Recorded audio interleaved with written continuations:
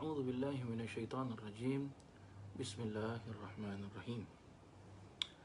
السلام عليكم ورحمة الله وبركاته. الحمد لله والصلاة والسلام على سيدنا رسول الله محمد بن عبد الله صلى الله عليه وسلم وعلى آله وصحبه ومن والاه ولا حول ولا قوة إلا بالله. Hadirin dan hadirat, muslimin dan muslimat yang dirahmati Allah Subhanahu wa taala. Alhamdulillah, bersyukur kita kepada Allah Subhanahu wa taala. Kita dapat berjumpa pada hari Selasa malam Rabu dalam keadaan sihat wal afiah, dan kita sama-sama berdoa kepada Allah Subhanahu wa taala, moga-moga Allah Subhanahu wa taala senantiasa merahmati kita, senantiasa memberkati kita dan mengampunkan semua kesalahan-kesalahan kita. Dan juga sama-sama kita berdoa moga-moga Allah Subhanahu wa taala merahmati kedua orang tua kita dan juga merahmati guru-guru kita, baik yang sudah wafat ataupun yang masih hidup, senantiasa di bawah pemeliharaan Allah Subhanahu wa taala. Dan sama-sama kita berdoa kepada Allah Ta'ala, moga-moga dengan adanya pengajian hadis ini, Allah Subhanahu wa taala berkatkan rezeki kita, berkatkan hidup kita, menerima semua amal ibadah kita, dan moga-moga Allah Subhanahu wa taala mengangkat penyakit COVID-19 yang sedang melanda dunia ini, dan mudah-mudahan kita semua di bawah naungan, keridaan, rahmat, pengampunan Allah Subhanahu wa taala. Hadirin dan hadirat yang dirahmati Allah, marilah sama-sama kita mulakan kuliah kita pada malam hari ini dengan kita membaca surah Fatihah, insya-Allah. Kita hadiahkan pahala kepada baginda Rasul sallallahu alaihi wasallam dan juga kepada kedua orang tua kita dan juga guru-guru kita, dan juga kita menghadiahkan pahala Fatihah ini kepada pengarang kitab ini dan penterjemah kitab ini, iaitu pengarangnya Al-Imam An-Nawawi rahimallahu taala, dan penterjemahnya adalah Al-Marhum Al-Arif Billah Al-Habib Ahmad bin Muhammad bin Sumit. وعلى هذه النية وإلى حضرة النبي محمد صلى الله عليه وسلم. الفاتحة. أعوذ بالله من الشيطان الرجيم. بسم الله الرحمن الرحيم. الحمد لله رب العالمين الرحمن الرحيم مالك يوم الدين إياك نعبد وإياك نستعين اهدنا الصراط المستقيم صراط الذين أنعمت عليهم غير المغضوب عليهم ولا الضالين آمين. بسم الله الرحمن الرحيم. نويت التعلم والتعليم والتذكر والتذكير والنفع والانتفاع والإفادة والاستفادة والحث على التمسك بكتاب الله وسنة رسول الله صلى الله عليه وسلم والدعاء إلى الهدى والدلالة على الخير ابتغاء وجه الله وقربه وثوابه. اللهم ارزقنا يا ربي فهم النبيين وحفظ المرسلين وإلهام الملائكة المقربين برحمتك يا أرحم الراحمين والحمد لله رب العالمين.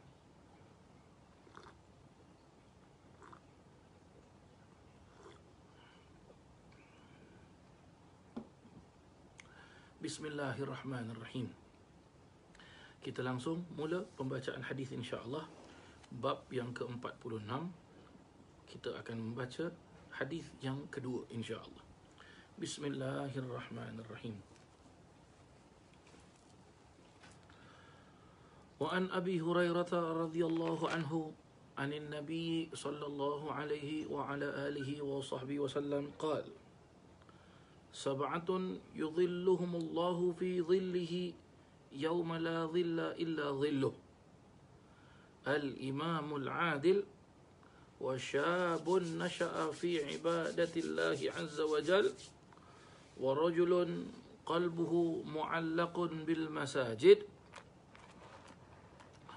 ورجل قلبه معلق بالمساجد والرجلان تحابا في الله اجتمعا عليه وتفرقا عليه ورجل تصدق بصدقة فأخفاها حتى لا تعلم شماله ما تنفق يمينه ورجل ذكر الله تعالى خاليا ففاضت عيناه.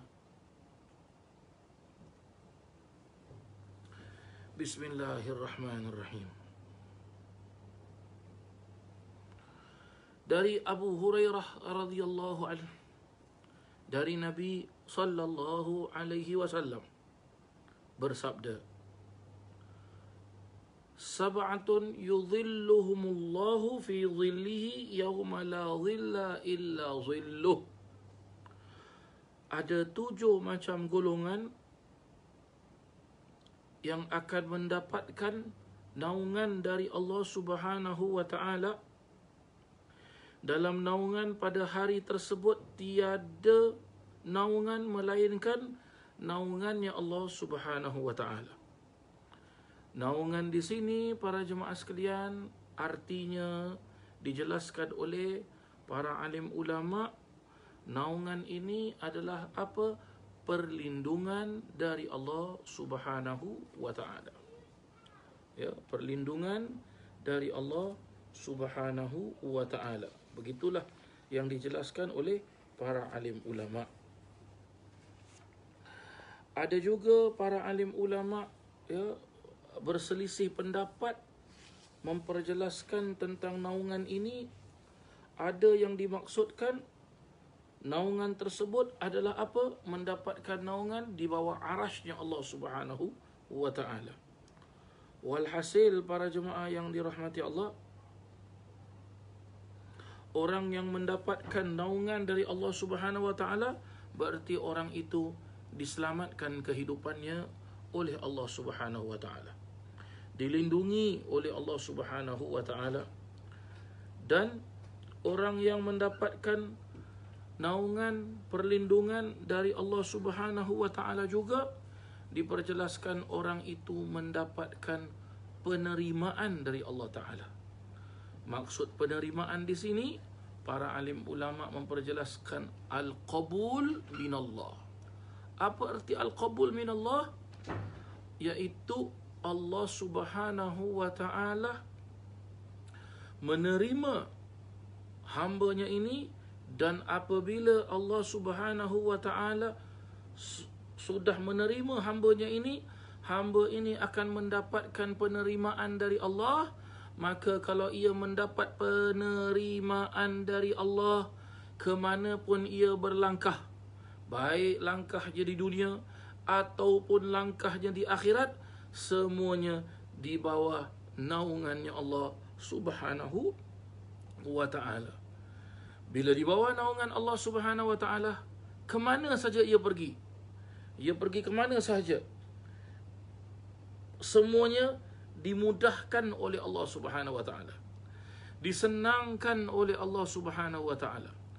Dan walaupun ada kesusahan, walaupun ada kesulitan, walaupun ada kesempitan, semuanya dimudahkan dan disenangkan oleh Allah Subhanahu wa ta'ala. Begitulah yang dimaksudkan, ya, yauma la dhilla, yauma la, begitu apa, yauma la dhilla illa dhilluh.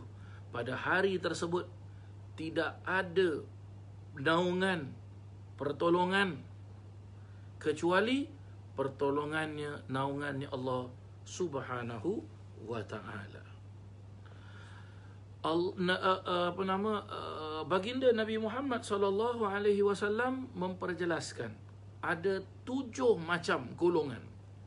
Ada 7 macam, berarti kalau golongan berarti apa? Ada 7 macam perkara. Ada 7 macam apa? 7 macam bentuk, ya, yang mendapatkan apa?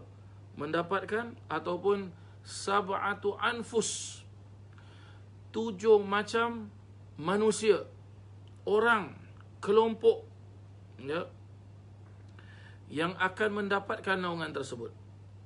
Apakah dia? Yang pertama dijelaskan iaitu imamun adil. Imamun adil. Imam adil di sini ia merupakan adilun.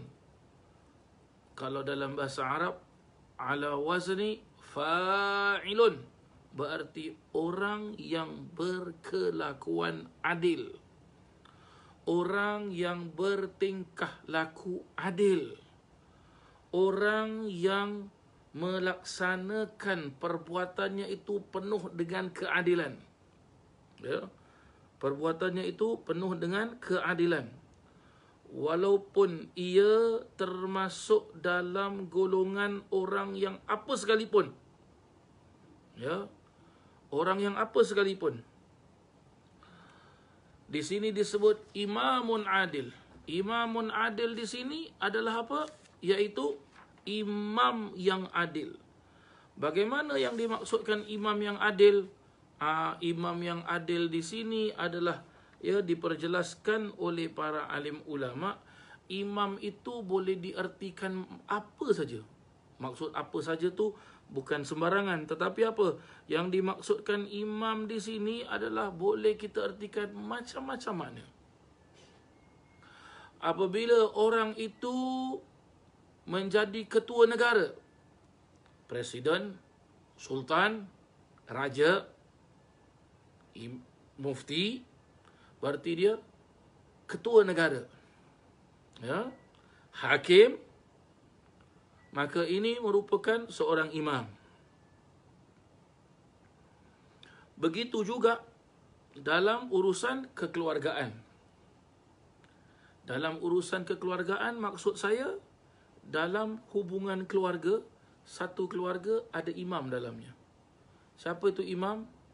Dia adalah ayah kepada keluarga tersebut, isteri kepada keluarga tersebut. Bukan isteri, suami kepada isteri, ayah kepada anak-anaknya. Ini dia. Ya, saya ulang sekali lagi. Ya, dalam keluarga ada ketua, ada imam. Siapa imamnya? Suami atau ayah, ataupun suami dan ayah. Apabila keluarga itu sepasang suami isteri dikurniakan apa? Dikurniakan anak, maka dia jadi ayah, dia jadi ibu. Nah, di sini perlulah menjadi seorang pemimpin yang adil. Pemimpin yang adil di sini adalah pemimpin yang bertanggungjawab ke atas semua unsur. Kalau dia adalah presiden, raja yang mentadbir negara, maka dia harus bertanggungjawab terhadap negaranya. Bagaimana cara memimpin negara, bagaimana hubungannya dengan rakyat, urusan rakyat, apa yang rakyat perlukan. Rakyat dalam keadaan kesusahan, contoh seperti sekarang-sekarang ini, ya, kita boleh lihat di social media, semua negara dalam keadaan susah. Ada yang sudah, ya, kalau kita cakap tentang COVID ni, memang dah satu dunia semua kena COVID para jemaah sekalian. Ya, satu dunia semua kena COVID. Cuma ada sebahagian negara COVID-nya itu berjangkit. Ada sebahagian negara COVID-nya itu sudah makin berkurang. Ya. Bila kita cakap tentang negara, ya, kita lihat dalam tempoh beberapa minggu yang lalu atau beberapa bulan, negara kita dan negara jiran-jiran kita, ya, mengalami hujan sampai ada di beberapa kawasan yang banjir dan ditenggelam, ya, tenggelam kerana banjir. Maka itu urusan pemerintah, orang yang mentadbir negara perlu dijaga. Bagaimana urusan mereka? Ya, Bagaimana, apakah mereka perlukan pertolongan, maka wajib ditolong. Maka berhubung dengan perkara ini juga, baginda Nabi SAW memperjelaskan, kullukum ra'in wa kullukum mas'ulun an ra'iyatih. Setiap kamu itu adalah pemimpin, dan setiap pemimpin akan disoal ke atas kepimpinannya.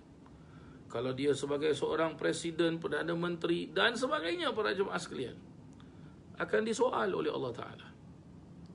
Dia sebagai seorang mufti akan disoal oleh Allah Subhanahu Wa Ta'ala. Dia sebagai pemimpin keluarga, rumah tangga, akan disoal oleh Allah Subhanahu Wa Ta'ala atas kepemimpinannya. Dan dia sebagai pemimpin terhadap dirinya sendiri akan disoal oleh Allah Ta'ala. Memimpin diri sendiri? Ya. Allah Subhanahu Wa Ta'ala ciptakan apa? Ciptakan mata, telinga, hidung, mulut, tangan, kaki dan sebagainya. Maka ini semua akan ditanya oleh Allah Subhanahu Wa Ta'ala. Allah menciptakan kita kemaluan. Dapat kita menggunakan kemaluan kita, ya, dapat kita dapat kita menggunakan kemaluan kita dalam urusan hadas kecil dan hadas besar. Itu semua akan ditanya oleh Allah Ta'ala. Kalau kita salah menggunakan kemaluan kita, mata kita, pandangan kita akan ditanya oleh Allah Ta'ala. Telinga kita, pendengaran telinga akan ditanya oleh Allah Subhanahu Wa Ta'ala. Maka kalau ini kita semua dapat menjaganya, dan manusia-manusia lain yang mana ia mempunyai tanggungjawab dapat ia menjaganya secara adil. Maksud adil di sini, kalau itu salah, salah. Kalau itu betul, betul. Mana yang keliru perlu ditegakkan, mana yang keliru perlu diperbetulkan, mana yang salah perlu disalahkan, mana yang ini sudah langgar peraturan, maka wajib dihukum, tidak ada tolak ansur. Maka itu dinamakan adil. Itu dinamakan adil. Ya. Dan adil kepada Allah Subhanahu Wa Ta'ala. Bagaimana adil kepada Allah Subhanahu Wa Ta'ala? Apabila sudah sampai waktu yang Allah Subhanahu Wa Ta'ala panggil. Bagaimana Allah Subhanahu Wa Ta'ala panggil? Hayya 'ala salah. Nah, dipanggil oleh Allah Subhanahu Wa Ta'ala. Dalam satu hari 5 kali dipanggil oleh Allah Subhanahu Wa Ta'ala. Maka dia perlu menegakkan keadilannya. Maka kalau sudah dipanggil oleh Allah Subhanahu Wa Ta'ala, bismillah, tawakkal 'ala Allah, tak perlu lagi banyak-banyak tunggu. Kita bila belajar, disunahkan kita apa? Hayya 'ala salah. Kita jawab apa? La haula wala quwata illa billahil aliyil azim. Kenapa sebut la haula wala quwata illa billah? Sebab apa? Allah panggil kita marilah sembahyang, maka tidak ada daya dan upaya, tidak ada kekuatan untuk kita sembahyang kecuali dengan takdir Allah Subhanahu Wa Ta'ala, pertolongan Allah Subhanahu Wa Ta'ala. Kalau kita faham. Tetapi zaman sekarang banyak orang hayya 'ala salah. Awak pergi sembahyang dululah. Nanti sekejap lah. Ya, saya dalam meeting lah. Saya begitulah. Saya beginilah. Para jemaah sekalian, bagaimanakah kehidupan kita mau tenang, mau tentram di muka bumi Allah Subhanahu Wa Ta'ala ini, sedangkan apabila kita dipanggil oleh manusia, kita boleh cepat-cepat datang, kita boleh hormat manusia tersebut. Kerana apa? Manusia itu berpangkat, manusia itulah yang yang memberikan kita gaji, sedangkan kita lupa yang mengawal manusia semuanya. Yang mengawal manusia semuanya adalah siapa? Allah. Maka tidak ada panggilan yang lebih mulia daripada panggilan Allah Subhanahu Wa Ta'ala. Dan tidak ada sifat adil yang seadil-adilnya, iaitu beradil kita kepada Allah Subhanahu Wa Ta'ala. Ini yang dimaksudkan imamun adil. Ini golongan yang pertama yang dijelaskan oleh baginda Nabi Muhammad sallallahu alaihi wasallam. Golongan yang kedua pula, para jemaah yang dirahmati Allah, diperjelaskan apa? Wa syabun nasha'a fi ibadatillahi azza wa jal. Syabun iaitu apa? Pemuda. Ya, pemuda yang nasha'a, maksud nasya'ah di sini bagaimana para jemaah sekalian? Pemuda yang tumbuh sejak kecil dalam ibadah kepada Allah Subhanahu wa taala. Maksud pemuda ni apa? Giat dia beribadah kepada Allah Taala. Masa mudanya adalah masa, ya. Kenapa Nabi SAW jelaskan syab? Kenapa Nabi tak sebut lawan daripada pemuda adalah apa? Orang tua disebut dengan syekh, ya, dalam bahasa Arab. Orang tua tu disebut dengan syekh, ya. Syekh itu artinya apa? Orang tua, para jemaah sekalian. Kenapa Nabi sebut pemuda, para jemaah sekalian? Nah, muda di sinilah para jemaah yang dirahmati Allah perlu untuk kita kawal dengan sebaik-baiknya. Ya. Para sahabat Nabi SAW dan Nabi SAW sendiri pun adalah apa? Seorang syab, seorang pemuda, para jemaah sekalian.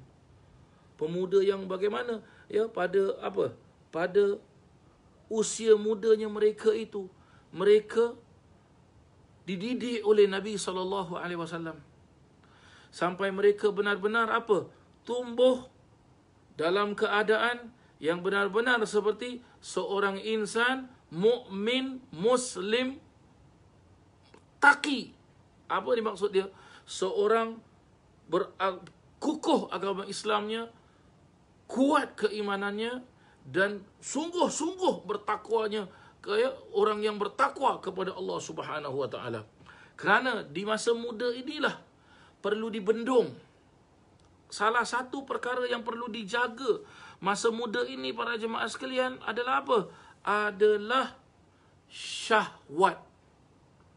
Syahwat bagaimana? Selalu orang muda, mereka tidak dapat mengawal syahwatnya. Contoh, syahwat makan, syahwat tidur, syahwat berkeinginan. Aku nak benda ni lah. Dan apatah lagi syahwat bagaimana? Syahwat yang disebut dengan hawa nafsu. Ya, pemuda, baik dia seorang perempuan ataupun seorang lelaki, pasti dia adalah seorang pemuda, dan bagi seorang pemudi pasti mempunyai perasaan kepada pemuda. Dan bagi seorang pemuda pasti mempunyai perasaan kepada pemudi. Ini lumrah, para jemaah sekalian. Maka apabila mempunyai perasaan demikian, inilah perlu untuk dijaga, inilah perlu untuk dibendung, agar supaya dalam usia muda mereka itu dalam keadaan apa? Dalam keadaan yang diridai oleh Allah Ta'ala. Kita lihat di dalam Al-Quran, ada pemuda-pemuda yang diselamatkan oleh Allah Ta'ala, yang disebut dengan apa? Ashabul Kahfi. Ya, Ashabul Kahfi. Yang kalau kita buka surah Kahfi di dalam Al-Quran, Allah ada menceritakan, Allah ada mengkhabarkan kepada kita berkenaan tentang Ashabul Kahfi yang ditidurkan oleh Allah Subhanahu wa taala di dalam gua, bukan satu hari, bukan satu malam, bukan satu minggu, bukan satu bulan, bukan satu tahun, tetapi beratus tahun ditidurkan oleh Allah Subhanahu wa taala, diselamatkan oleh Allah Subhanahu wa taala. Nah, dan kalau kita lihat juga, para jemaah sekalian, masa muda inilah selalu diganggu dengan bermacam-macam gangguan.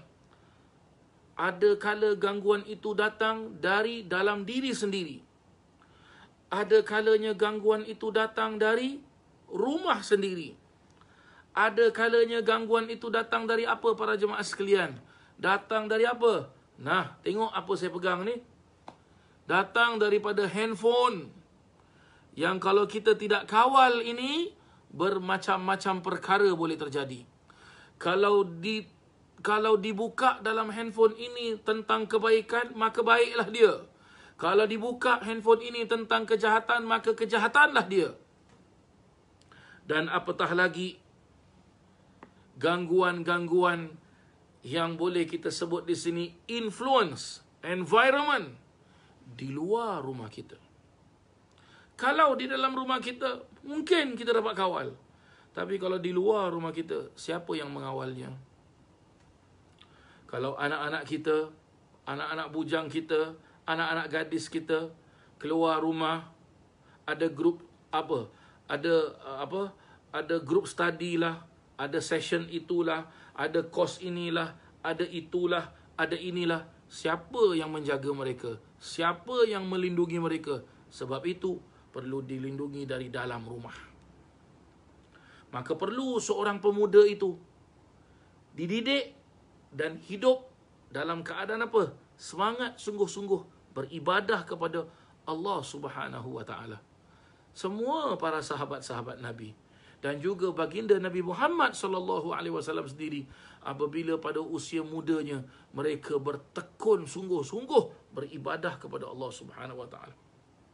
Sebab itu tidak hairan para jemaah sekalian, kita lihat betapa agungnya orang-orang muda pada zaman Nabi SAW dan juga pada zaman para sahabat, dan juga pada zaman tabi'in, dan juga pada zaman tabi'in.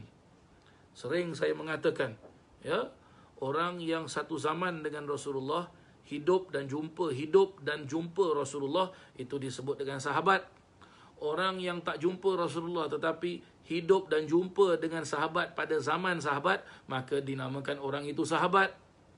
Orang yang tak jumpa dengan orang yang orang yang tak jumpa dengan Rasulullah tetapi dia jumpa dengan sahabat dan hidup satu zaman dengan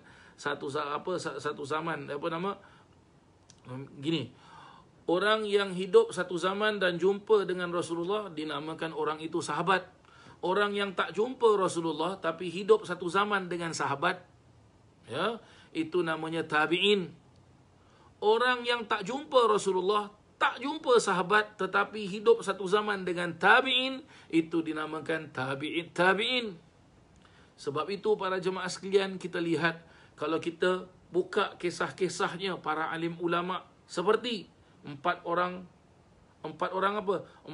mazhab yang mutlak, mujtahid mutlak di dalam akidah ahli sunnah wal jamaah, Imam Hanafi, Imam Maliki, Imam Syafi'i, Imam Hambali. Lihat pada usia muda mereka. Begitu juga dengan ulama-ulama ahli hadis yang 6 orang, Imam Bukhari, Imam Muslim, Imam Tirmizi, Imam Ibnu Majah, Imam Nasa'i dan Imam Abi Daud radhiyallahu anhum ajma'in. Lihat pada usia muda mereka, bagaimana mereka, subhanallah, nasyatat daripada mereka, semangat mereka, ya, bertekun sungguh-sungguh. Sebab itu kalau kita buka dalam sejarah-sejarah, buka cerita-cerita para alim ulama ini, mereka selalu, bila kita baca cerita mereka, kisah mereka, manaqib mereka, selalu diperjelaskan apa? Mereka dilahirkan di kampung ini, kota ini, dan telah menghafal Al-Quran pada usia yang kecil. Lihat. Tak pernah kita dengar ini hafal Quran usia yang dah tua. Tak ada para jemaah sekalian. Tak ada. Ya. Orang kalau sudah usianya sudah masuk ke usianya sudah 25 tahun, usianya 30 tahun, usianya 35 tahun, usianya 40 tahun, maka ini sudah apa? Ya. Kalau usia 25 tahun ini apa? Sudah akan habis waktu mudanya. Masuk 30 tahun itu sudah masuk 30 hingga 35. Itu apa? Itulah waktu dia benar-benar apa? Waktu dia benar-benar apa? Semangat sungguh-sungguh. Apa yang telah ia perolehi dari usia balignya hinggalah ke 30 tahun, itu dia jalankan semua. Dan apabila usianya 40 tahun, usianya 40 tahun hingga ke 50 tahun, ya, ia bergiat lebih kuat lagi sedaya upaya menjalankan apa yang ia peroleh daripada tahun sebelumnya. Nah, bila sampai usia 50 tahun, sampai usia 50 tahun ini, hati-hati para jemaah sekalian. Ada juga ulama jelaskan bila sampai usia 40 tahun. Kalaulah orang itu sebelum usia 40 tahun, ia giat beribadah, suka dengan amal ibadah, suka dengan majlis-majlis ilmu, suka dengan kegiatan-kegiatan Islami, berakhlak mulia, fa insya-Allah usianya 40 tahun sampai ia kejam mata, ia akan berterusan demikian. Dan akan dinaikkan darjatnya oleh Allah Subhanahu wa taala, makin naik makin naik. Sebab itu kita lihat para alim ulama yang tua-tua, ya, kalau biasa biasa di dalam bahasa Arab disebut apa? Syiban ini, ya, ulama-ulama tua-tua ini selalu apa? Seram. Kenapa seram para jemaah sekalian? Ucapan mereka. Mereka kalau sudah berucap, mereka kalau hadir pada majlis tersebut, ini satu keberuntungan untuk pemuda. Tapi kalau pemuda merasakan diri mereka seperti orang tua, ini problem para jemaah sekalian. Sebab apa? Orang tua ia wajib dihormati. Kalau pemuda, pemuda wajib hormat orang tua. Kata. Dan sebaliknya, kalaulah usia mudanya itu, na'udzubillah, mudah-mudahan Allah selamatkan kita, dan usia 40 tahun tidak berubah, maka ia akan berterusan demikian. Ini bahaya para jemaah yang dirahmati Allah Subhanahu wa taala. Maka kita ada anak-anak dari kecil didik. Kan Rasulullah sallallahu alaihi wasallam ajarkan kepada kita, pertama sekali kita didik anak tersebut apa? Didikkan solat. Biar dia solat. Didik solat. Sampai disuruh pukul. Maksud pukul ni bukan mencederakan, tapi maksud pukul ni apa para jemaah sekalian? Biar dia itu apabila kita suruh solat, tak nak solat, pukul nak, rotan nak. Dia takut. Jadi dia solat. Sampai ada para alim ulama jelaskan, biarkan anak-anak kecil usianya 4 tahun, 5 tahun, kalau solat, ya, saya pun ada anak usia 4 tahun, 5 tahun, ya, 2 tahun, 3 tahun, ya, anak saya, ya, saya solat nanti, waladhdallin, saya belum lin, dia dah pekik kat belakang, amin, pekik. Biarkan. Itu anak-anak, biarkan. Supaya, kenapa dijelaskan biarkan? Supaya mereka sudah apa? Dari kecil dilatih. Supaya nanti kalau sudah usianya sudah sampai 7, 8, 9, 10, mereka tahu, ini kita kena solat. Kalau tak solat berdosa. Akan sampai pada satu waktu yang mereka akan melazimkan diri mereka dengan solat, bukan kerana takut rotan, takut dipukul, tetapi apa? Ini tanggungjawab sebagai seorang Islam, hamba Allah. Nah, begitulah dia para jemaah yang dirahmati Allah Subhanahu wa taala. Baik. Perkara selanjutnya diperjelaskan, perkara yang ketiga. Wa rajulun qalbuhu mu'allaqun bil masajid. Dan orang yang hatinya itu berpaut kepada masjid. Berpaut kepada masjid. Maksud berpaut kepada masjid apa? Suka kepada masjid. Cinta kepada masjid-masjid. Sayang kepada masjid-masjid. Apabila mereka hilang, cari-cari mereka dekat mana? Masjid. Dekat mana? Masjid. Dekat mana? Masjid. Ini perlu kita cari. Minta maaf para jemaah sekalian. Tapi zaman sekarang, hilang pergi mana? Shopping center. Pergi mana? Tepi laut. Pergi mana? Duduk bawah kolong blok. Tepi mana? Sana dan sini. Tempatnya itu pun kita tak tahu apakah tempat dia itu fiha khair atau fiha syar. Adakah tempat itu ada kebaikan ataupun ada kejahatan.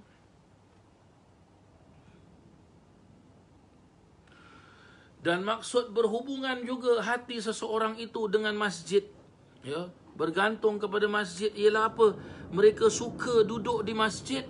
Maksud duduk di masjid iaitu mereka suka beribadah di dalam masjid, mereka suka memakmurkan masjid. Memakmurkan masjid dalam arti kata para jemaah sekalian, apa yang mereka buat semua mereka suka buat di dalam masjid.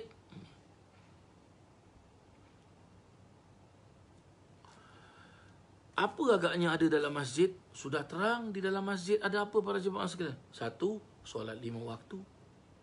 2, ada apa para jemaah sekalian? Tempat orang menimba ilmu.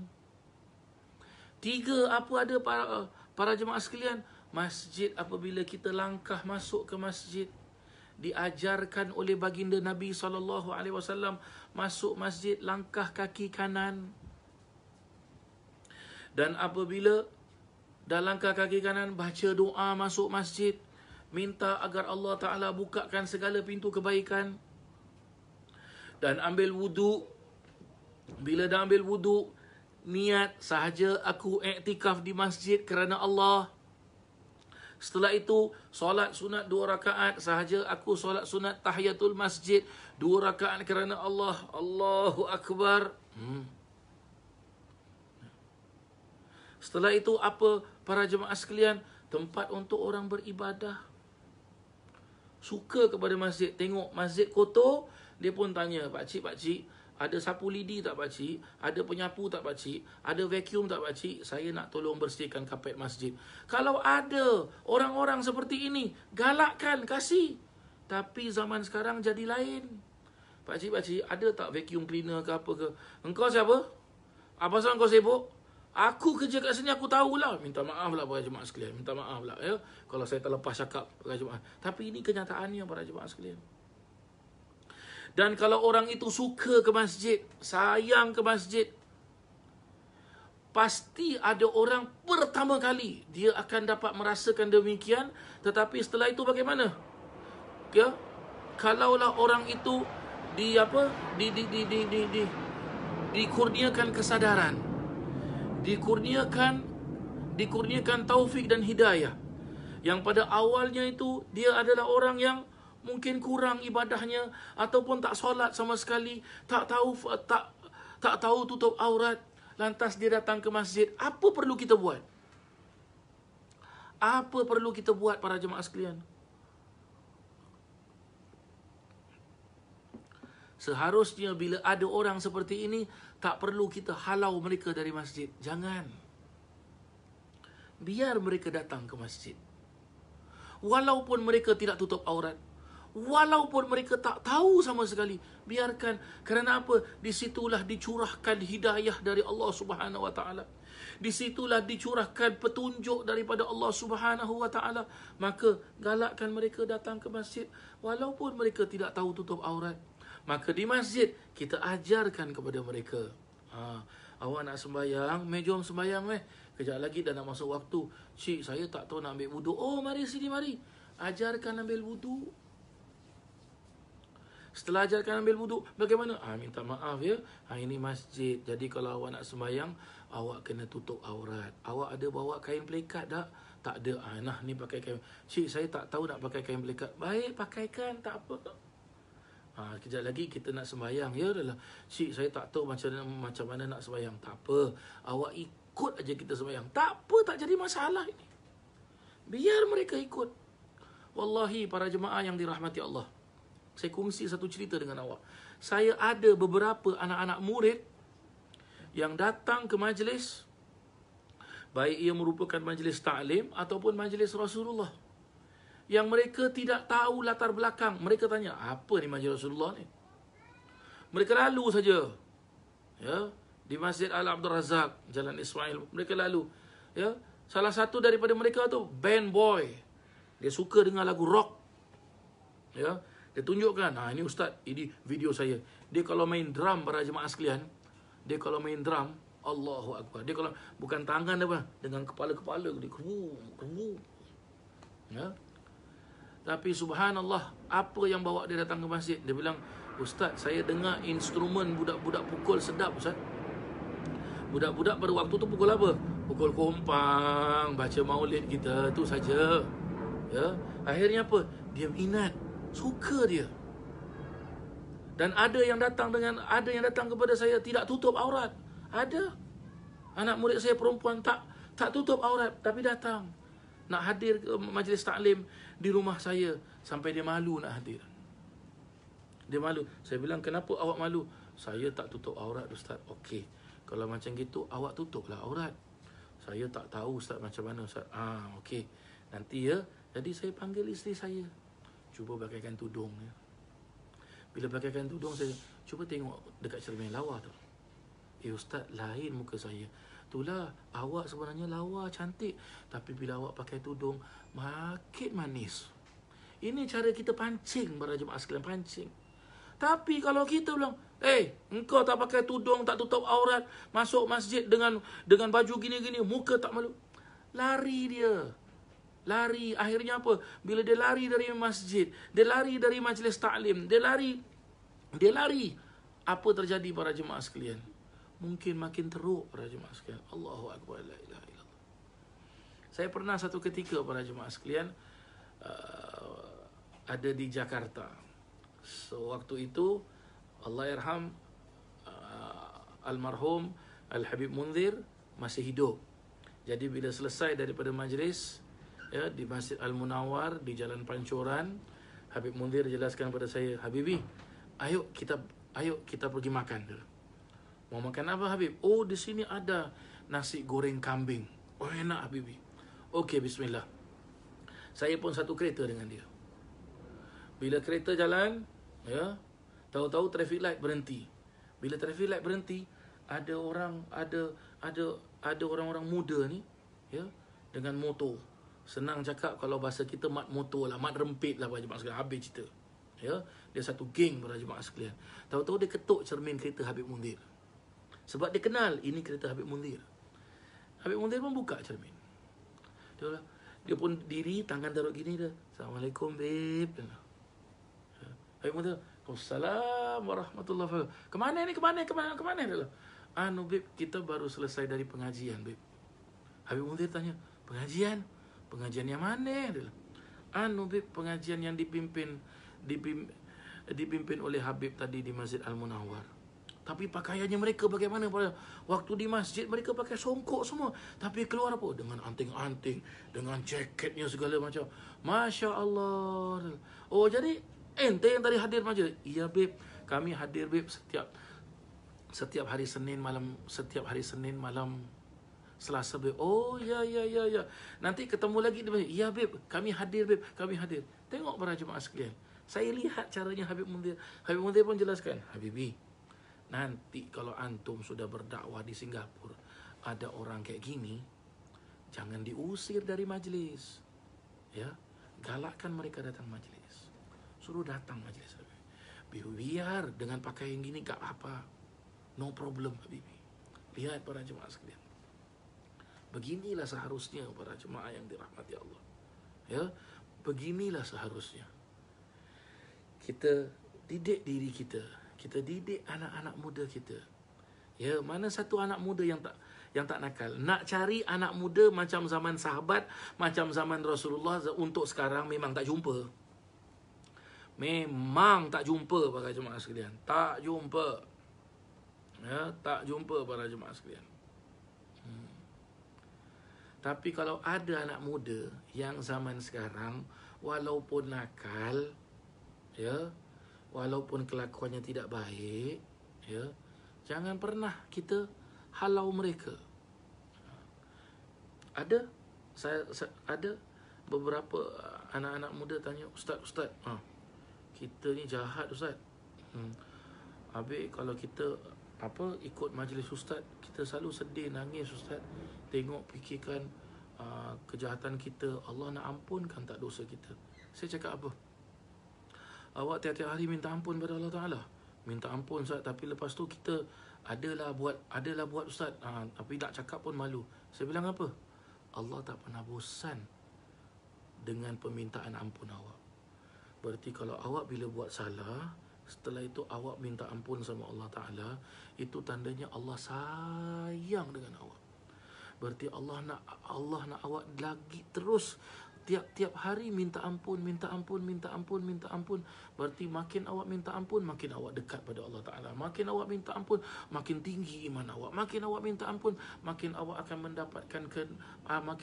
akan mendapatkan kesedapan di dalam majlis. Akhirnya apa para jemaah sekalian?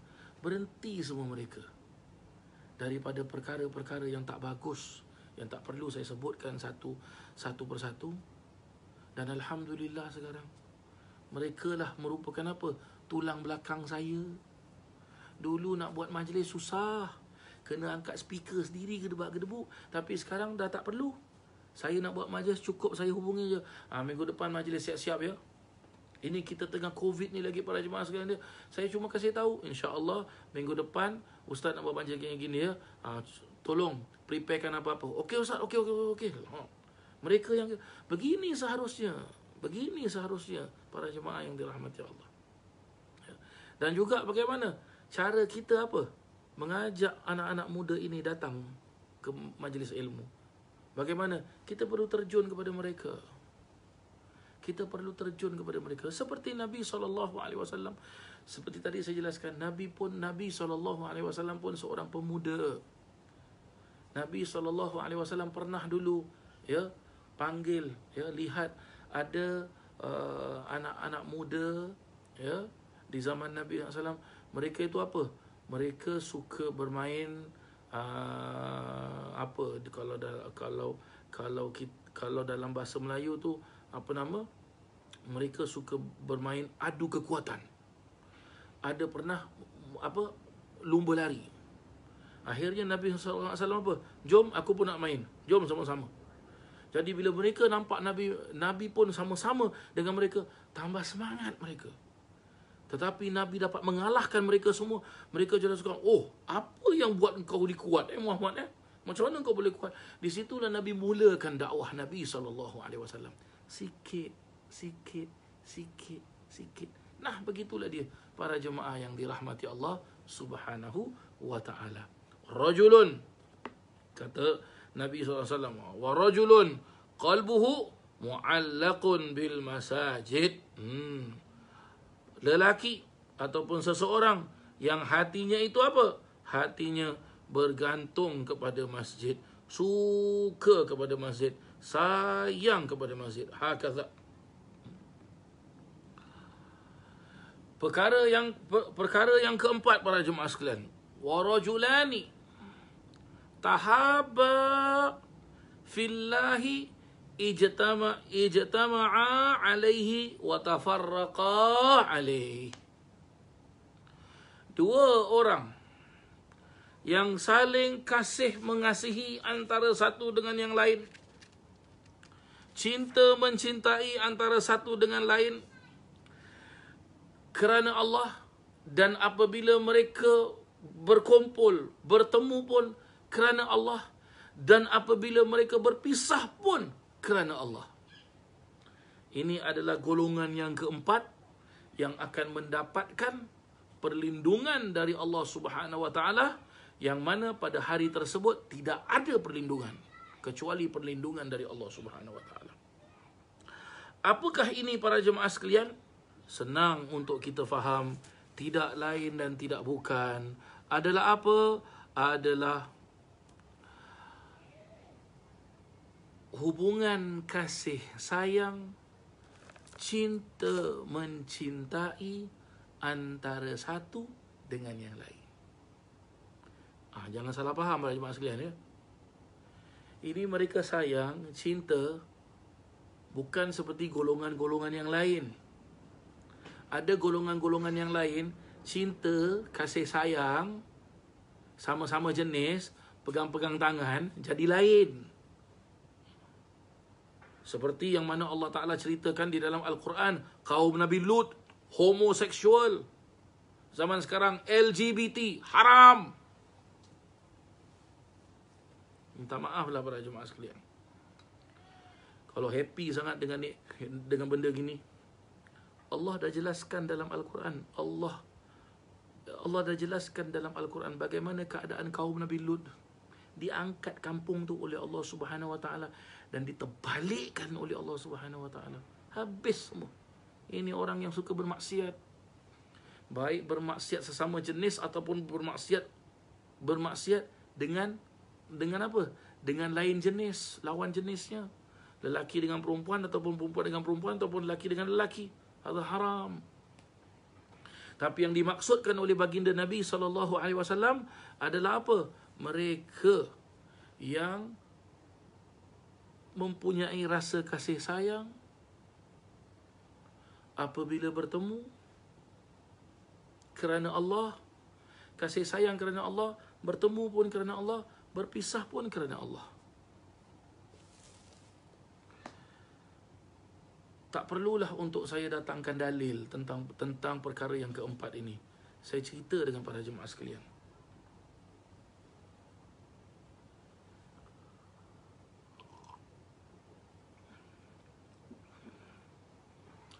Salah satu teman, sahabat, ya, salah satu ni, berarti apa? Ada beberapa teman-teman dan sahabat-sahabat saya, ya. Salah satu daripada mereka adalah almarhum Al-Habib Munzir Al-Musawwah. Saya berteman dengan beliau dan sekaligus saya menganggap beliau seperti abang kandung saya sendiri, dan saya juga menganggap beliau seperti guru saya sendiri. Sering dulu para jemaah sekalian, dulu tak ada WhatsApp, yang ada cuma SMS dengan MMS. Ya, SMS adalah kita hantar mesej. Kalau MMS kita hantar gambar, kita hantar video. Sering dulu para jemaah sekalian, waktu hidupnya beliau,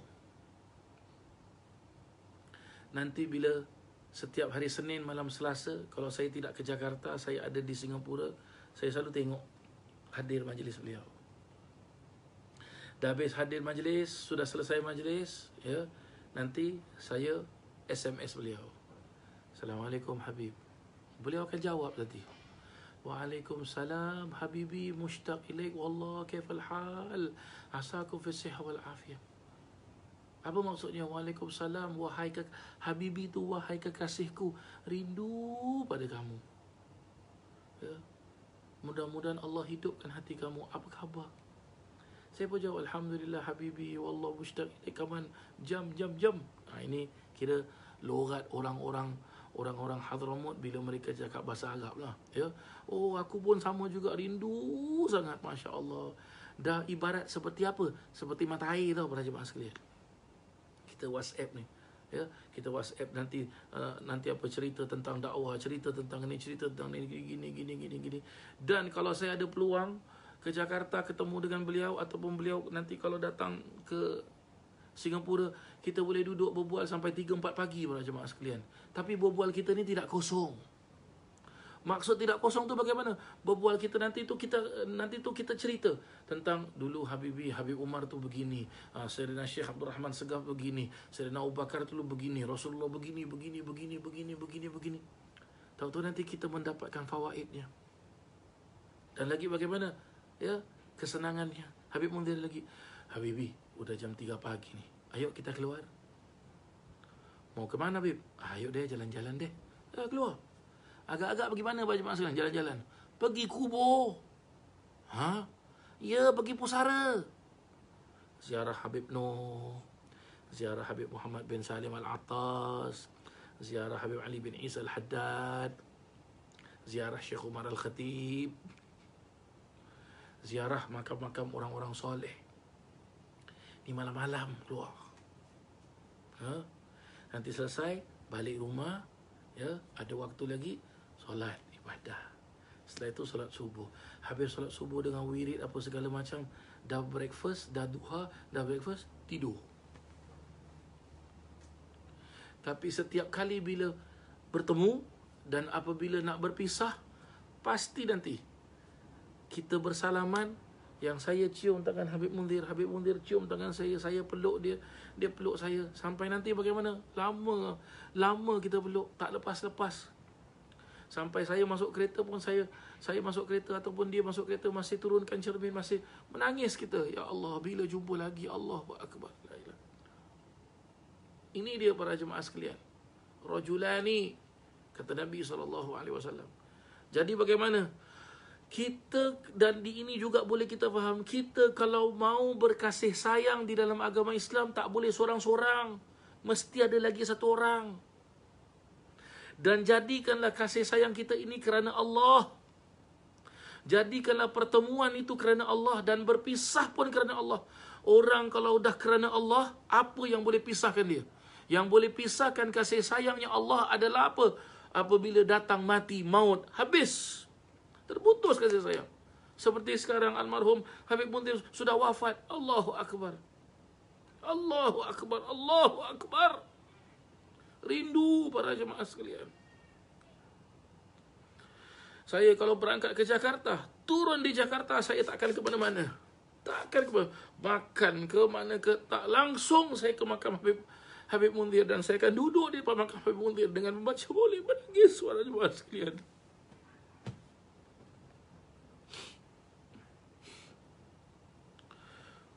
Kasih sayang lagi seorang anak murid kepada guru kerana Allah. Saya dulu berguru di Madrasah Wak Tanjung dengan almarhum mudir, Allahyarham Ustaz Muhammad Nur bin Taib. Allahu Akbar. Sedih berpisah dengan mudir kerana mudir wafat. Lanjutkan pelajaran ke pondok pesantren. Berpisah dengan para kiai-kiai di sana, guru-guru saya. Berpisah dengan almarhum Kiai Hafizul Ahkam, Kiai Muhammad Hasan Saiful Islam, Kiai Muhammad Hasan Abdul Bar, Kiai Mutawakkil ala Allah. Rindu para jemaah sekalian. Berangkat ke Hadramaut, berguru dengan Habib Umar bin Hafid, berguru dengan Habib Abdullah bin Syihab, berguru dengan Habib Hasan dan Habib Salim Asy-Syatiri, berguru dengan Habib Ali Masyhur bin Hafid dan para habaib yang lain dan para masyayikh yang lain. Apabila mau keluar daripada Hadramaut, sedih para jemaah sekalian. Kita mau balik ke kampung halaman kita, tak mahu kalau boleh berpisah dengan guru. Hakadha. Kita mau berkasih sayang, kasih sayanglah kerana Allah. Suka-suka kerana Allah. Begitu jugalah dengan ilmu yang Allah Subhanahu wa taala turunkan di dalam kitab-kitab ini. Rasa cinta, kasih sayang kepada ilmu tersebut. Jangan kita buat kasih sayang bukan kerana Allah. Kalaulah kasih sayang itu bukan kerana Allah, maka itu kasih sayang tidak akan kekal. Tidak akan kekal. Wallahi para jemaah sekalian, orang yang berkasih sayang bukan kerana Allah, maka kasih sayang itu tidak akan kekal. Tetapi kalau kasih sayang itu kerana Allah, bertemu kerana Allah, berpisah kerana Allah, sampai Allah Ta'ala panggil, iaitu wafat, maka akan kekal kasih sayang tersebut. Sampai pun kalaupun wafat, akan membekas kasih sayang tersebut. Akan membekas kasih sayang tersebut dan tidak dapat dihilangkan apa-apa pun. Apa terjadi pun, akan tetap seperti itu. Wallah para jemaah sekalian, cinta saya kepada Habib Munzir kerana Habib Munzir memperkenalkan majlis Rasulullah. Maka saya dirikan majlis Rasulullah atas sokongan, dukungan daripada Habib Munzir sendiri. Walaupun kadang-kadang saya bertempuh dengan kesusahan. Kesusahan yang saya hadapi kadang-kala kesusahan tersebut dari kawan-kawan sendiri, dari murid-murid sendiri yang mengeciskan, yang memperkecilkan. Tapi apabila saya melihat gambar Habib Munzir, melihat gambar Habib Umar, maka timbul semangat dan saya tidak memperdulikan siapa-siapa. Biarlah engkau mau ganggu ke, engkau mau mengutuk ke, engkau mau berhasad dengki ke, engkau mau mengata apa sekalipun, biarkan. Rasulullah ada bersamaku. Ini majlis Rasulullah. Sering saya buat demikian para jemaah sekalian. Sering saya buat demikian. Allahu Akbar. Mudah-mudahan para jemaah sekalian, pertemuan kita ini seperti apa yang dijelaskan oleh Rasulullah. Dua pertemuan kerana Allah. Kita berkumpul dalam majlis kerana Allah, dan kita berpisah pun kerana waktu Isyak dah masuk kerana Allah. Mudah-mudahan kita jumpa lagi insya-Allah pada minggu hadapan pula insya-Allah. Rabbana atina fid dunya hasanah wa fil akhirati hasanah wa qina adzaban nar wa adkhilna al jannata ma'al abrar ya aziz ya ghaffar ya rabbal alamin. Wa sallallahu ala sayyidina Muhammadin wa ala alihi wa sahbihi wasallam. Walhamdulillahi rabbil alamin. Sekian, terima kasih. Wabillahi taufiq wal hidayah, wabirridha wal inayah. Wassalamualaikum warahmatullahi wabarakatuh.